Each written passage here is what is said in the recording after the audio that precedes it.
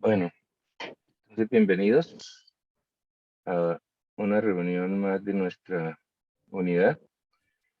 Hoy le corresponde a la doctora Laura Juliana Gallego, nuestra residente de tercer año. El tema ya ha escogido la vascularización corneal para actualizarnos. Bueno, Adelante, doctora muchas Juliana. gracias, doctor Ortiz. Bueno, buenos días a todos. Mi nombre es Juliana Gallegos, soy residente de tercer año de oftalmología de la Universidad Nacional. El día de hoy vamos a hablar de un tema que pues, me parece muy interesante porque realmente pues, tiene una importancia clínica y es pues, frecuente en muchas patologías oftalmológicas y pues realmente hay un gran número de terapias en investigación. Entonces vamos hoy a hablar un poco de eso.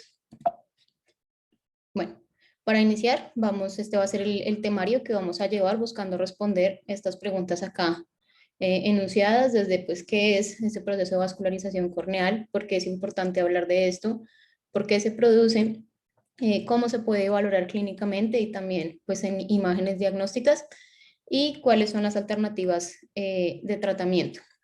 Finalmente, pues algunas conclusiones. Bueno, lo primero es hablar que pues la córnea está desprovista de vasos, ¿sí? Linfáticos, de vasos sanguíneos, y entonces va a tener pues una nutrición, ¿sí? Un suministro de oxígeno, un suministro de nutrientes por parte de la película lagrimal, del humor acuoso, que circula pues de manera posterior a ella, y este estado vascular corneal pues se va a definir entonces como un privilegio angiogénico que a la vez está ligado pues a un privilegio inmune. Se habla, sí, pues como vemos es una estructura vascular linfática, que frecuentemente lo vemos en la literatura referida como procesos de neovascularización corneal. Realmente un término que podría ser más correcto es el término de vascularización, porque como vemos es una estructura avascular, y pues diferenciarlo también de otro proceso que es la vasculogénesis, el cual se refiere a la formación de nuevos vasos sanguíneos desde los derivados eh, de la médula ósea que ocurren pues, durante el proceso de la embriogénesis. Entonces, tener estos términos un poco diferenciados hoy, pues, por los fines de que en la literatura está usualmente referido como neovascularización, varias veces en las diapositivas, y también voy a referir a este como neovascularización, pero pues haciendo la aclaración en estos términos. Bueno, vemos entonces que este privilegio angiogénico corneal resulta de un delicado equilibrio entre factores proangiogénicos y antiangiogénicos. Sin embargo, en múltiples condiciones patológicas puede ocurrir una pérdida de esta regulación donde aumentan estos factores proangiogénicos y disminuyen los factores antiangiogénicos, lo que lleva a una invasión de los vasos del plejo capilar limbal hacia la córnea y pues con la consecuente vascularización corneal.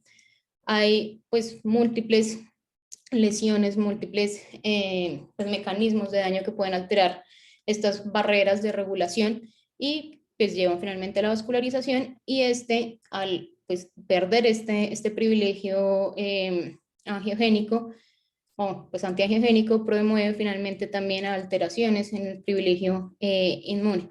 Y aquí, pues, sin duda, la linfangiogénesis tiene un papel también crítico en muchos procesos de inmunidad, en procesos infecciosos, que van a ser relevantes, los vamos a ir viendo ya un poco más adelante en detalle.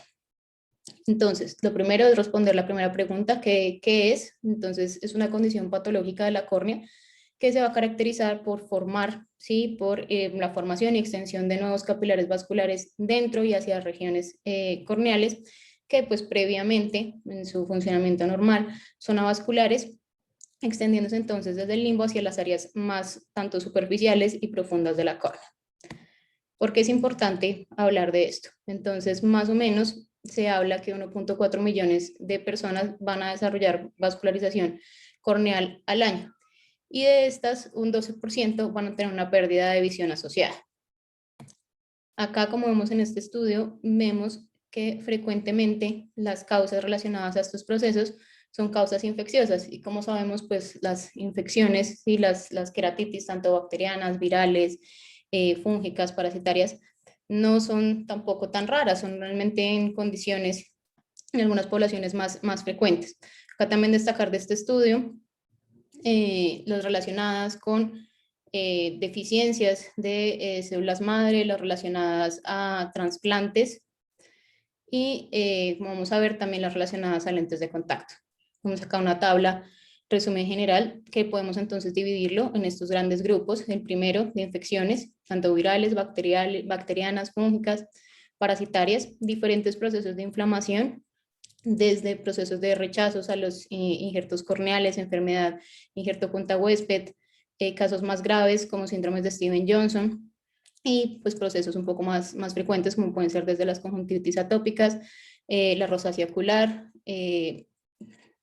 patologías oculares cicatriciales. Y en cuanto a degeneraciones y pérdidas de esa barrera limbal, vemos pues una gran variedad de etiologías, desde causas congénitas, asociadas a quemaduras químicas, térmicas. También acá pues describen algunas otras patologías como puede ser el pterigio, la degeneración marginal de Terrier.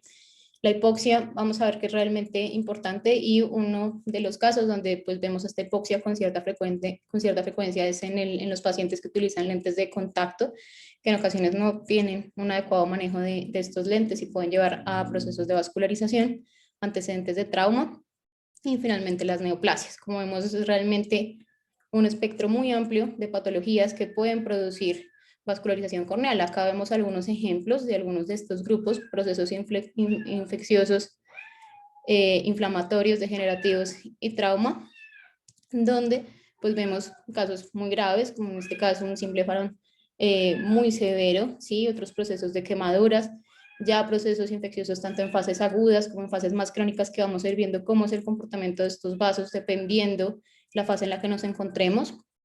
Acá patología de pterigio, degeneración marginal de Terrier, o ya pues traumas, aunque puedan ser más pequeños, como procesos de hipoxia, microtrauma con lentes de contacto, o procesos más severos acá también como en una quemadura. Entonces, esto sería como una gráfica que nos va a ir resumiendo poco a poco cuáles son los cambios que se van dando, ¿sí?, a un nivel más molecular, iniciando pues por lo que sería lo del establecimiento de los mecanismos normales en una córnea normal. Entonces vamos a dividir, vamos a encontrar que esto se encuentra dado principalmente por estos factores. Lo primero es hablar de unos factores mecánicos. Sin duda la organización que tiene la córnea es importante para cuidar este privilegio antiangiogénico, donde la anatomía del estroma, compuesta por estas láminas de colágeno organizadas, pues permite también que la córnea tenga esta transparencia que la caracteriza, y pues no se estén, digamos, dando el paso de la desregulación de estos factores angiogénicos antiangiogénicos. Otros proponen que la membrana de Bowman también funciona como un mecanismo de control antiangiogénico, porque secuestra potentes pues, factores angiogénicos, como es el factor de crecimiento endotelial vascular, que tiene un papel muy importante en estos procesos, y el factor de crecimiento de fibroblastos.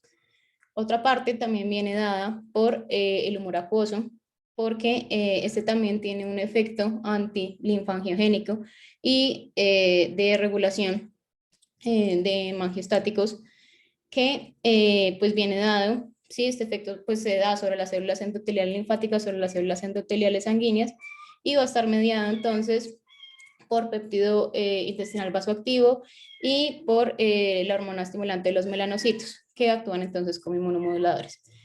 El próximo grupo son los factores antiangiogénicos derivados de la membrana basal. Hay múltiples factores antiangiogénicos que se derivan de los componentes de la matriz extracelular de esta membrana basal.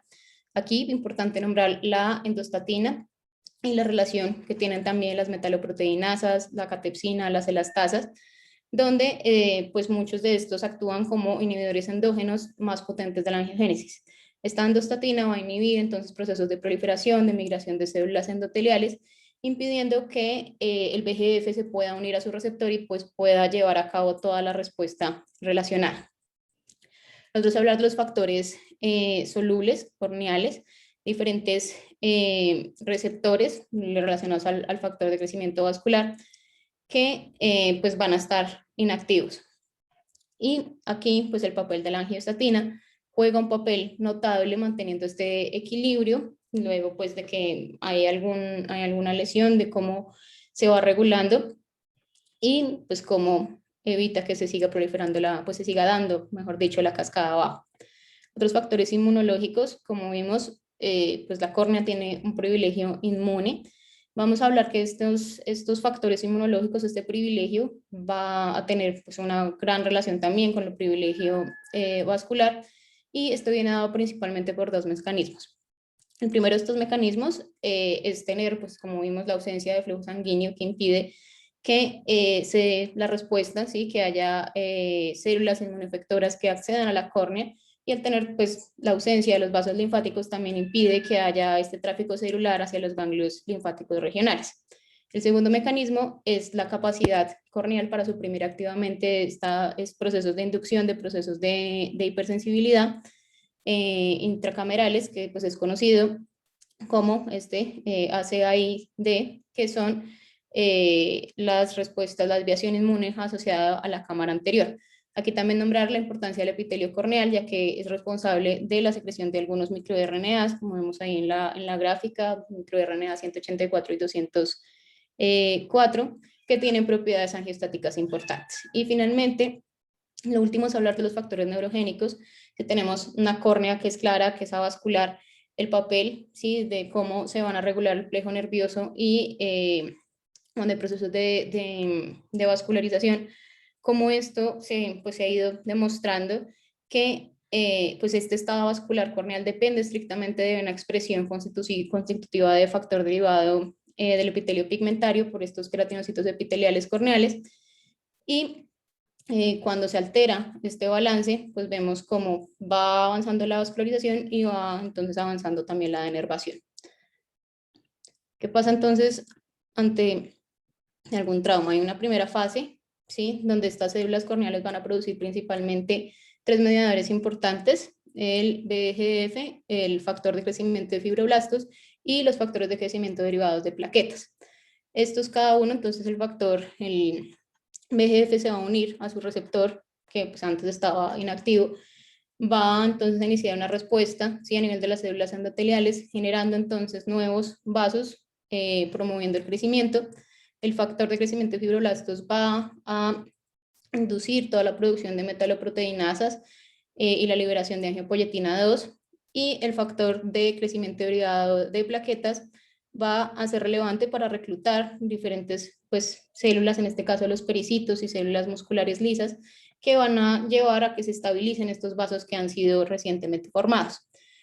A medida que pasa este proceso y se estabilizan, lo que vemos es luego cómo pues, tiene el papel los macrófagos al contribuir en este ambiente proinflamatorio, proangiogénico, librando también entonces VEGF, factores inhibitorios de migración de macrófagos y factores de crecimiento de fibroblastos, promoviendo entonces la inflamación. Siendo un resumen, entonces podríamos hablar que pues, de lo que dijimos anteriormente, se resumen cuatro grandes mecanismos. Primero es la inflamación. Sin duda, la inflamación es un mecanismo central en estos casos de vascularización corneal, ya que existe una compleja interacción de células inflamatorias, como vimos, macrófagos, neutrófilos y factores de crecimiento. Y este reclutamiento de macrófagos va a inducir entonces este proceso que se va a denominar como una cascada de amplificación inmunitaria. Lo segundo es la eficiencia de las células limbales. Cuando estas no están adecuadas, se va a producir la vascularización. Y esto viene pues dado por varias teorías. Una es el papel que tienen como tal, como una barrera física, ¿sí? Sin embargo, esto ha sido un poco debatido porque algunos estudios han mostrado que retirando zonas amplias de esta barrera limbal, vuelven, digamos, a crecer en otras zonas. Esto es un poco debatido lo de la parte física, pero sí la importancia que tiene de que el daño en estas células del limbo induce una inflamación duradera y tiene un proceso importante en reclutar macrófagos, que son fuentes importantes de VEGF, como vimos. Además, amplifica toda la señalización, toda la vida TGF-beta, que pues promueve un círculo vicioso. Lo siguiente es la hipoxia. La hipoxia es pues un estimulador que se habla clásicamente en los procesos de angiogénesis. Entre una córnea hipóxica se va a expresar más VEGF en esas células epiteliales y endoteliales, y también en las células del endotelio, en los vasos del limbo, en un intento de mejorar el suministro de oxígeno a la córnea, que pues se encuentra hipóxica. Esta inflamación pues induce potentes metabolitos ¿sí? Más que todo por la vía del ácido araquidónico, y finalmente pues lleva a una respuesta de una cascada inflamatoria importante. Lo siguiente es lo que hablábamos entonces de esa alteración y inervación corneal, ¿sí? Habla entonces que cuando se estimula el crecimiento de los vasos, los nervios tienden a desaparecer y por el contrario, cuando hay denervación, pues se induce a angiogénesis. Y este fenómeno se explica principalmente o se cree que es regulado en parte por la reducción de moléculas angiostáticas, como pues es el factor, unos factores derivados de epitelio y por VEGF, que pues ante la disregulación terminan generando la patología. Y podríamos resumir entonces las vías moleculares en estos grandes grupos de los cuales pues ya hemos hablado principalmente. Los tres primeros, los que juegan un papel como hemos visto desde la fase activa, los otros son importantes nombrarlos porque algunas de las terapias que se están desarrollando tienen como blancos terapéuticos estas vías. Bueno, ya encontré la localización de los vasos que vamos a ver. Entonces, vemos que cuando hay vascularización, ¿sí? En las zonas más superficiales, estos vasos, hablamos que vienen de vasos episclerales de las ciliares anteriores y esto pues, nos va a dar un panos, una vascularización superficial. Ya cuando la vascularización es más profunda, ¿sí? Esta vascularización estromal viene dada entonces por las ciliares posteriores. Y hay que recordar que pues estos vasos pueden tener comunicaciones y por eso no es infrecuente ver que se puedan tener vascularizaciones tanto a nivel superficial como a nivel profundo. Entonces acá un esquema que lo relaciona también para que lo entendamos un poco mejor. El siguiente, entonces ya como vamos en la clínica, es ir viendo cómo van cambiando estos vasos dependiendo de la fase en la que nos encontremos. Lo primero es esa fase que podríamos llamar como prevascular, que es este inicio, esta fase como de actividad, donde vemos entonces dilataciones de vasos periqueráticos, cambios en la permeabilidad vascular, y con esto toda esta migración de leucocitos y de plaquetas que hemos nombrado, que finalmente con estos procesos de inflamación se promueve el edema estromal, facilita estos procesos de vascularización. Ya hacia una segunda fase, una fase activa, fase endotelial, cambia todo este proceso de regulación, lo que hablaríamos como un angiogenic switch on, y finalmente hay un proceso de regresión capilar y maduración de los vasos, donde los vasos inmaduros, sin integridad estructural, pues se perpetúa un proceso de edema crónico por aumento de permeabilidad. En este artículo del año 2016, este grupo propone tener una clasificación en estos grupos de la vascularización corneal, buscando entonces pues tener más claridad, hablar más o menos un mismo idioma para sí mismo enfocar los tratamientos. Entonces, lo primero es una fase activa de vasos jóvenes, son vasos de un color más rojo brillante que emergen de estos vasos que pues invaden, ¿sí? Que van invadiendo, en este caso vemos que son procesos relacionados a queratitis. El siguiente es ya vasos con actividad más antigua, de un color más opaco, con una circulación, pues en este caso sigue siendo activa, un edema circundante. Ya cuando empezamos a ver procesos de regresión, en el caso de la imagen D, los vasos ya son de un color más opaco. Si evaluáramos la circulación, que vamos a ver cómo se va viendo, es una circulación más lenta y algunas partes del complejo vascular se van viendo menos visibles, ya se empieza a ver zonas que no son tan vascularizadas, por decirlo activamente. Ya en la siguiente imagen, en la imagen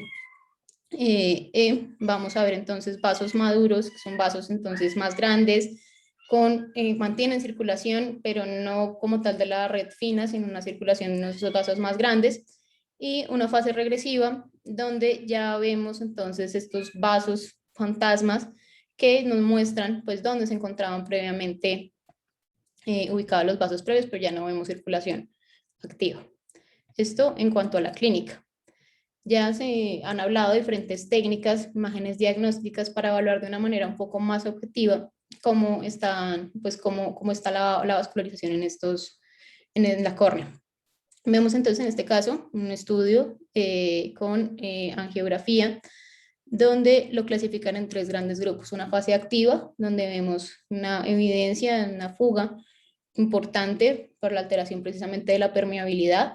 Un segundo grupo donde ya se encuentra un estado inactivo, donde vemos el trayecto de los vasos se evidencian unas zonas de fuga, pero no tan marcadas como lo vimos en la primera fase activa, y finalmente una fase de regresión, donde ya se ve ese leucoma asociado, y unas zonas que habríamos de hiperfluorescencia que quedan confinadas ya al limbo, con unos pocos vasos más pequeños, un poco más allá, pero realmente pocos. Otra técnica es con angiografía OCT-A. También esto pues nombran que es útil para tener, digamos, más claridad de una manera más objetiva cómo están estos vasos que en algunas ocasiones clínicamente no pueden ser pues tan claros, y en la geografía no pueden mostrar, pueden ser enmascarados, por ejemplo, si ha tenido ya un proceso antiguo.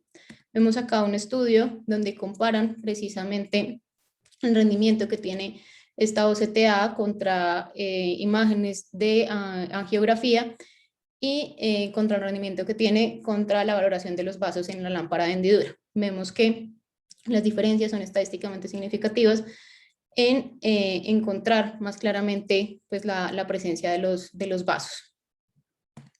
Otras tecnologías que han venido en desarrollo y pues se usan también con fines de investigación es utilizar la microscopía confocal, evaluando entonces la profundidad y la actividad de los vasos sanguíneos y linfáticos.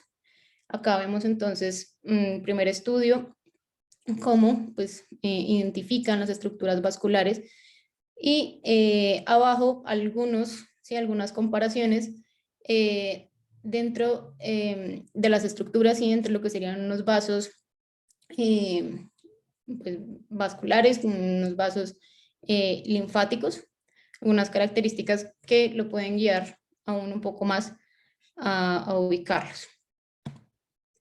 Bueno, ya hablando entonces de las terapias, las podemos dividir dos grandes grupos al final, pues y dentro de cada grupo, mejor dicho, ya hay algunos de los estudios que se están llevando de terapias nuevas, y los vamos a dividir en dos grupos. Los primeros en terapias médicas y los segundos en las terapias quirúrgicas. Dentro del primer grupo de las terapias médicas, sin duda, los antiinflamatorios son un pilar muy importante dentro del tratamiento de la neovascularización corneal, como vimos, dada toda la fisiopatología que lleva este proceso, donde los esteroides generalmente en formulaciones tópicas, como es la prednisolona, han sido un pilar relevante. Su uso pues está motivado precisamente por las propiedades antiinflamatorias que tienen. Se cree que bloquean toda esta activación, migración y reclutamiento de células inflamatorias, y también se habla que pueden llegar a tener un efecto antiangiogénico al inhibir la expresión de VEGF por estas células del músculo liso. Independientemente pues como tal del mecanismo exacto, que sigue siendo pues parte de las motivaciones de investigación, se habla que estos esteroides son más efectivos para inhibir estos procesos de neovascularización cuando se inician antes, un poco antes o inmediatamente después de que se da la lesión asociada, notando que tienen ya, una vez pues está establecido el proceso de neovascularización, tienen más bien una capacidad angioregresiva limitada. Es importante tener en cuenta que estas terapias pues tienen múltiples efectos secundarios potenciales, como pueden ser el glaucoma inducido por esteroides, la formación de cataratas, el aumento en riesgos de infección. Entonces, sin duda es importante estar pues familiarizado, conocer ¿sí? su disponibilidad, y tener entonces un importante seguimiento de estos pacientes por los riesgos asociados. Se ha demostrado entonces estos efectos antiangiogénicos de los esteroides aumentan, se ven más efectivos cuando se administran concomitantemente con otras sustancias como son las heparinas y las ciclodextrinas, independientemente como tal de un efecto antiinflamatorio. Esto abre un capítulo, sí, una posibilidad de lo que nombran es un desarrollo de esteroides angiostáticos, buscando entonces minimizar los efectos secundarios típicos de los esteroides, pero pues teniendo las ventajas del el efecto antiangiogénico. Otro grupo de antiinflamatorios, como son los antiinflamatorios no esteroideos, acá nombrado como el flurbiprofeno, hay otros que se han utilizado, Se habla que tienen menos efectos secundarios, como los que tienen los esteroides, sin embargo, con efectos antiangiogénicos limitados y sin duda con unos riesgos importantes de toxicidad corneal. Hasta el momento no existe ningún estudio clínico que evalúe como tal la eficacia de los AINES en cuanto a prevención y control de la neovascularización. Entonces, pues, en el momento no están recomendados. Otros agentes, como son la ciclosporina, esta ha mostrado un papel ¿sí? en limitar el rechazo del injerto e inhibir procesos de neovascularización en modelos animales. Sin embargo, no se ha tenido pues, respuestas similares en humanos. Tacrolimus, tanto administrado sistémicamente como tópicamente, ha mostrado ser eficaz en la prevención de neovascularizaciones en modelos experimentales. Esto dado por la reducción de factores angiogénicos y metaloproteinasas e interleuquinas. El sirolimus ha mostrado disminuir significativamente los procesos de opacidades corneales y vascularización, disminuyendo interleuquinas y toda la cadena de TGF-beta. Esto principalmente probado en modelos de quemaduras, en modelos murinos. El tocilizumab, en cuanto a aplicación subconjuntival, puede ser igualmente tan eficaz como el bevacizumab subconjuntival en modelos de conejos, disminuyendo áreas de neovascularización y niveles de VEGF. Y inhibidores de TNF-alfa, como el infliximab, con aplicación en estos modelos animales, tanto tópico como intraperitoneal, disminuye los procesos de linfangiogénesis, y el etanercept se ve que puede aumentar el efecto al aplicarlo en conjunto con el bevacizumab. Todo esto pues es un campo muy interesante en desarrollo, pero pues tendremos que ver a largo plazo el efecto realmente en humanos y pues los efectos secundarios que pueda tener relacionados a un tiempo un poco mayor. El otro grupo importante son los antiangiogénicos. En este metaanálisis ya un poco antiguo, pero pues el que reúne varios estudios de evidencia, vemos entonces, en este caso, es en humanos, algunos de los estudios que se habían hecho hasta el momento, tanto de aplicación subconjuntival como de aplicación tópica, mostrando un efecto significativo en la reducción en este caso, el porcentaje de área de neovascularización corneal. En este segundo, en la reducción del porcentaje del área de neovascularización corneal en función si hay área de neovascularización estable o activa. Y acá, sin ser pues, estadísticamente significativo en cuanto a diferencias de agudeza visual. Esto en ensayos, en estudios en humanos. Vemos que hay pues, múltiples estudios en modelos animales, donde, pues, como hemos visto, tiene un efecto antiangiogénico. Vemos acá algún ejemplo de un estudio clínico en uno de los pocos estudios aleatorizados, doble ciegos, en este caso con aplicación de bevacizumab subconjuntival, donde vemos entonces tiene, ¿sí?, una adecuada respuesta estadísticamente significativa con una P de 0.007. Y la comparación entre diferentes agentes, esto hecho en modelos animales, que compara entonces, como vemos, tacrolimus con bevacizumab, en este caso en conejos, donde vemos entonces clínicamente cómo es el comportamiento en cada uno de los grupos, notando que hay diferencias estadísticamente significativas entre la aplicación, en este caso, pues del Avastin, el tacrolimus subconjuntival, el tacrolimus en colirio y, pues, en este caso, el grupo control.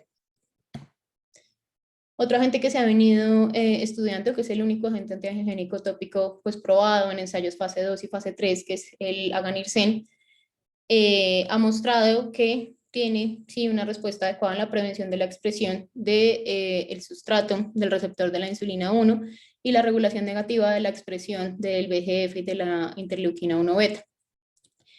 Esto, pues, me he hecho en este grupo de pacientes, donde los desenlaces principales que querían mirar era la reducción de neovascularización y mirar la reducción del riesgo o la necesidad de un trasplante corneal. Esto pues sigue en investigación, como les nombraba, es el único agente que hasta el momento tiene ensayos en fase 2 y fase 3. En resumen, sí, hablando de estos antiangiogénicos, vemos que sin duda se logra mayor eficacia si se aplica tempranamente antes de que se produzcan estos vasos maduros y bien establecidos. Sin duda es importante establecer un enfoque combinado entre varios fármacos, principalmente en los procesos que ya han sido crónicos, larga evolución, en los que pues tanto estímulos isquémicos como inflamatorios pues no logran una reversión definitiva. Vemos entonces las diferentes vías, la aplicación tópica pues con la ventaja de ser menos invasiva, de que se puede autoadministrar por el paciente, sin embargo, pues con penetración limitada, menos efectividad en los casos de los vasos más profundos, la aplicación subconjuntival mostrando efectividad para los vasos profundos, sin embargo, pues es un procedimiento invasivo que requiere pues la aplicación de múltiples inyecciones. Y otra vía es la aplicación intrastromal, donde pues es efectivo para los vasos más centrales, para pues la penetración más profunda, sin embargo pues es un procedimiento más invasivo. El siguiente grupo del que se habla son los inhibidores de las metaloproteinasas. Acá pues sin duda las tetraciclinas tienen un papel muy importante. En cuanto a la doxiciclina, se ha demostrado que pues esta tiene su funcionamiento dado por la inhibición de la actividad colagenasa y degradación de la matriz extracelular. Inhibe entonces estos procesos de angiogénesis de los que hemos hablado, modulando esta vía de fosfoinositol 3 quinasa y logra tener pues, entonces mecanismos de esta vía independientes de las metaloproteinasas como tal.